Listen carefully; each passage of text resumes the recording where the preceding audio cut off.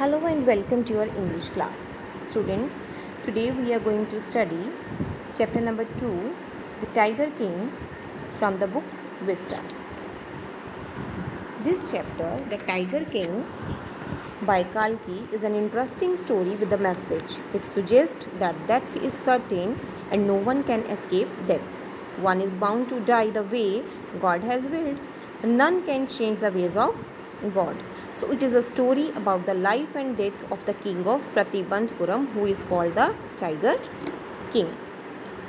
The story reveals around the Tiger King, whose name was Jilani Jangjang Bahadur. When he was born, the astrologers had foretold that one day the king would die. But suddenly a miracle happened and the 10 years old Jangjang Bahadur started speaking. He told them that all those who were born would have to die one day. So he asked them to tell the manner of his death, that how he would die. But everyone stood stunned that an infant born just 10 days ago was talking in such a manner. Can you imagine? Can it be happen that a 10 years old boy can speak? The chief astrologers told that he was born in the hour of the bull. As bull and tigers were enemies, so therefore his death would come from a tiger.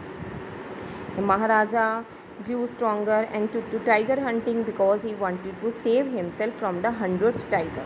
So he tried to kill 100 tigers. He was overjoyed when he killed the first tiger. When he told the chief astrologer about that, the chief astrologer told him that he may kill 99 tigers, but he must be careful with the 100th tiger. In 10 years, he killed 70 tigers. Soon the tiger population became extinct in the forest of Pratibandhpuram.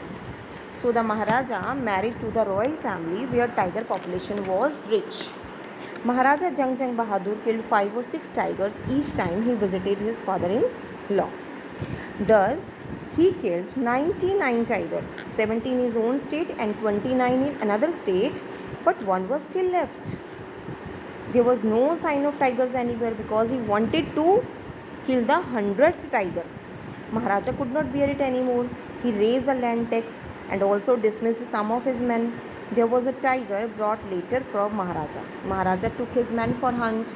He shooted the tiger, but it missed the tiger. It means he missed his shot. Maharaja did not notice that. He thought that he had killed the tiger, that is 100th one.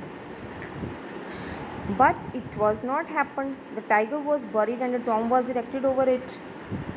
Finally, the killing of the 100th tiger and the way the Diwan and his wife drag the tiger into the car, make it sit on the back seat of the car, drive it to the forest, drags the tiger out of the car, and the tiger in front of the king offering himself to be shot, and finally fainting from the sound of the bullet, and the king celebrating his victory over his destiny was really comic.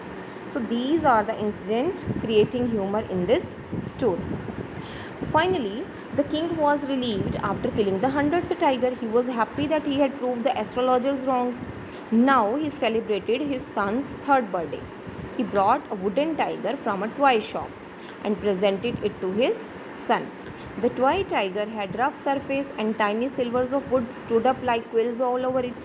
While the king was playing with his son, a tiny silver pierced his right hand. So in this way, the 100th tiger took its final revenge upon the Tiger King.